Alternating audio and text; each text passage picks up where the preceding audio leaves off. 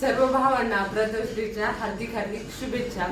आज brothers day खरं पाहिलं तर आपल्याकडे बहीण भावाच्या नात्यासाठी रक्षाबंधन हा सण साजरा केला जातो, पण असो आपण थोडंसं पाश्चात्य संस्कृतीचं अनुकरण करतो।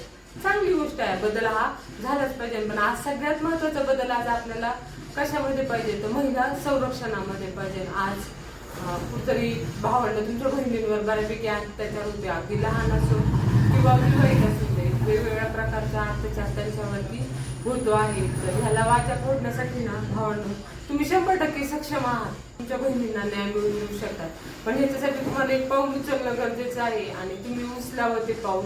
कारण की तुम्ही बघा महिलांना एकदाच आपल्याला मानव देह आहे, त्यांना हे जीवन भरभरून जगू द्या ना। जो समाज त्यांना त्रास देतोय त्यांना तुम्ही काहीतरी आळा घाला आणि हा जो मानव देह मिळालेला नाही त्याचं भरभरून सुख घेऊ द्या। बहिणींना भावाकडून किंवा समाजाकडून फक्त एवढी एकच अपेक्षा आहे की जे जीवन मिळालंय ते आनंदाने जगू द्या।